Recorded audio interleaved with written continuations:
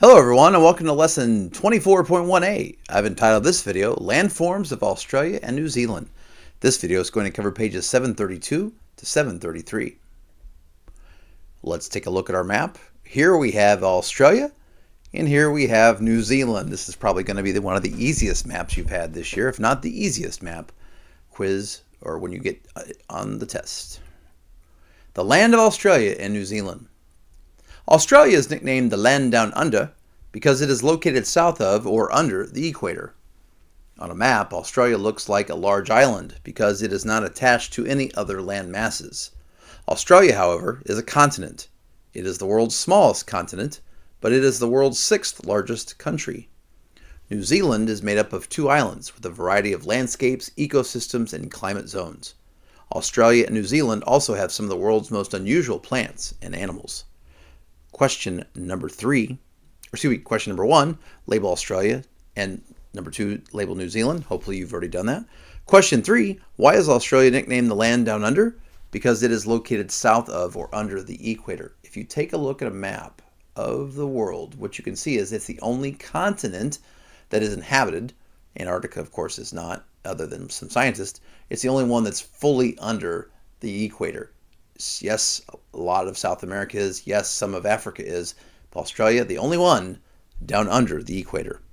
Question 4. What is the smallest continent in the world? Australia. Question 5. Australia is the only continent that is also what? A country. So it is the unique continent that is also a country. The only one like it. Question 6. Where does Australia rank in land size for countries in the world? It is the world's sixth largest country. Australia's landforms. It might not seem that Australia is a flat continent based on images of its huge rock formations and mountain ranges. Overall, however, Australia has low elevation. This means that although the land is high in some places, most of its surface is low compared to the land on other continents. Australia generally has a dry climate. 1/3 of Australia is covered by deserts, as you can see pictured here. Another 1/3 is semi-arid. Question number... Oh, did we not do number 7 earlier? Well, let's go ahead and knock out number 7. What makes up New Zealand's lands from the previous slide? Let's go ahead and go back to that. It is 2 islands. And now we're ready for question 8. Overall, what type of elevation does Australia have? It has a low elevation. Question 9. What type of climate does Australia generally have? It is a dry climate, generally speaking. Question number 10. What is 1/3 of Australia covered by? Deserts. Question 11. What is another third of Australia covered by? Semi-arid areas. So if you think about it, 2/3 of Australia is either desert or semi-arid or semi-dry. So a lot of dryness in Australia. Not a lot of rain in many parts of Australia. Geographers divide Australia into 3 main geographic regions. The Western Plateau, pictured here in this pinkish red color, at least that's what it looks like to me. The Central Lowlands, pictured right here in what I'm guessing is like a goldish yellow color. And the Eastern Highlands, pictured here in what I'm hoping is green or orange. I am colorblind, so green and orange look the same to me. So whatever this is here, that is the Eastern Highlands. In general, the Western Plateau, over here, is rocky and dry, and the Central Lowlands are flat and rugged. The Eastern Highlands have a variety of high and low areas, forest, and fertile farmlands. In addition, coastal lowlands are found all around the continent, particularly in the north and the east. Question 12. What are the 3 main geographic regions in Australia? You have the Western Plateau, the Central Lowlands, and the Eastern Highlands. The Western Plateau, pictured here in a couple pictures, makes up the western half of Australia. The plateau is rocky with few water sources other than small salt lakes. Near the center of the continent are the interior highlands. Here the Musgrave and the McDonnell mountain ranges rise above a huge expanse of flat plateau. Question number 13. What is the Western Plateau region like in Australia? Well, it's very rocky. It doesn't have a lot of water. And so you can see, it's kind of pictured here, the flat plateau expanse of the dry region of the Western Plateau. Rocky, dry, flat. The central lowlands are a rough, dry region. Although a system of rivers runs through the rugged land, much of the region is desert.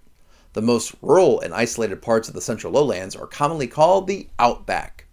Survival is a challenge for humans and animals in the outback.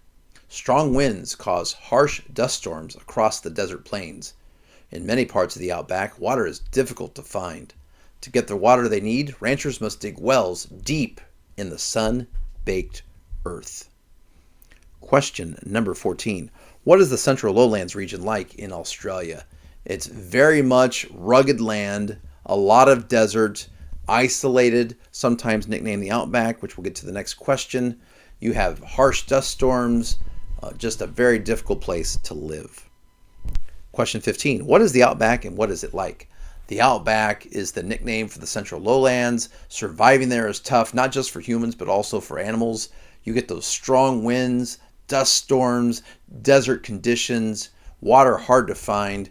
Only for the most rugged of individuals is the outback.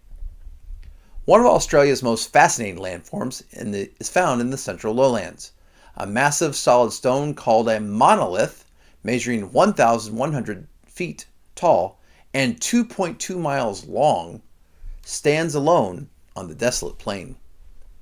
This amazing monolith has two names. Many Australians know it as the Ayers Rock. However, the first humans to live in Australia, the Aboriginal people, call it Uluru. Uluru is sacred to many Aboriginal people. Small caves along the base of the monolith contain ancient Aboriginal paintings and carvings. Today, Uluru is an official World Heritage Site located within a protected national park. Question number 16. What is the monolith in Australia? Well, you can see it pictured here. It's a massive, solid stone just in the middle of nowhere, standing over 1,100 feet tall, 2.2 miles long, and it is just a massive structure, just kind of in the middle of nowhere. Question number 17. Who are the Aboriginal people in Australia? Those were the first humans to live in Australia and their descendants. Question 18. Why is Uluru an official World Heritage Site? Well, because it is sacred to many Aboriginal people, and it's such an amazing site in our landscape of planet Earth that we want to protect it. And so the World Heritage Site protects places such as this. And so, yeah, it's definitely something we want to keep sacred forever. The Eastern Highlands, called the Great Dividing Range, you can see that pictured here, run parallel to Australia's east coast. The mountains and valleys of this range were formed by folding and uplifting movements that occurred in the past within Earth's lithosphere. Today, little movement occurs and earthquakes are rare. Question 19. What created the Great Dividing Range, or the Eastern Highlands region in Australia? Well, in the lithosphere, it was formed by the folding and uplifting movements that occurred in the past. Well, thank you so much for watching. Before we go, I have, of course, a meme for you. This is Australia. There are 1,275 animals that could kill you in this picture. Thank you so much for watching, and have a great day.